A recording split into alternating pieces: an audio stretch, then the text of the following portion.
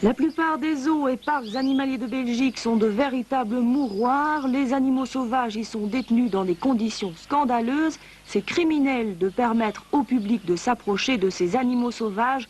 Voici en vrac tous les griefs portés par Gaïa, organisation pour les droits et la libération des animaux contre les zoos de notre pays.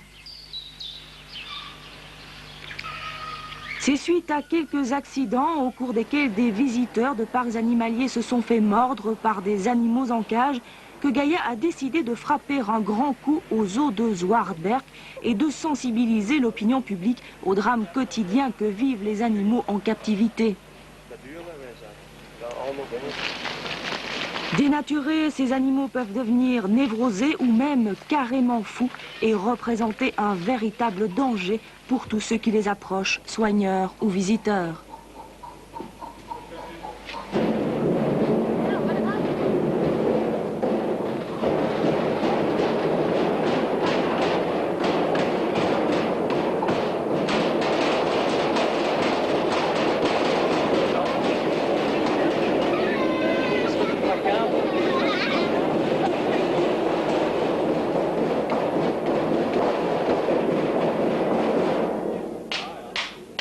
La vocation première des zoos est la conservation d'espèces rares ou menacées qu'ils doivent présenter au public dans un but pédagogique. Mais hélas, dans de nombreux parcs animaliers, les seules explications simplistes qui sont fournies au public concernant les animaux qu'ils exhibent ne peuvent prétendre à aucune vocation pédagogique. Dans leur cage, les animaux dont on ne respecte pas la nature et le tempérament affichent des comportements singuliers. Certains se réfugient dans un coin sans bouger, d'autres se jettent sur les barreaux de leur cage, frappant les murs ou menaçant visiblement tous ceux qui s'approchent d'eux.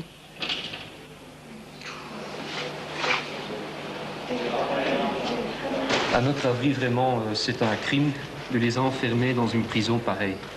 Donc, vraiment, il faut des lois, des normes très précises qui interdisent ce genre de folie. C'est une aberration, c'est un crime contre le chimpanzé. Je me demande comment il est possible qu'une chose pareille existe toujours, puisse exister toujours à l'heure actuelle. Vu la connaissance qu'on a de ces chimpanzés, de ces êtres tellement intelligents, qui vivent dans leur milieu naturel en groupe de entre 50 et 100 individus, voyez-le, isolés, c'est un prisonnier à vie. Pas question cependant d'ouvrir un parc sans autorisation, notamment celle de l'inspection de l'hygiène du ministère de la Santé publique. Mais après, force est de constater que les contrôles qui sont alors dévolus à la police communale ne se font que rarement. La police ne vient généralement que pour dresser procès-verbal après un accident.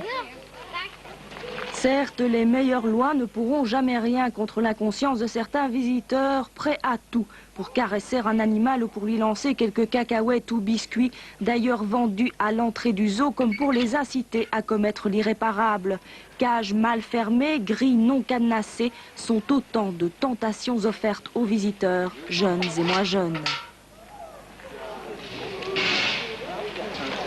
99% des zoos en Belgique, ou des camps de concentration, en fait, ce sont vraiment des camps concentrationnaires qui osent s'appeler, disons, un endroit éducatif pour le public. Vraiment, la Belgique est vraiment un des pays les plus pires de l'Europe. Il faut que ça change, mais il faut aussi savoir que, momentanément, au niveau européen, on est en train de discuter sur une proposition de directive pour établir des normes de détention, aussi des normes de sécurité, etc., concernant les zoos. Alors, mais ça dure, et il faut agir très vite, parce qu'il y a des animaux qui meurent.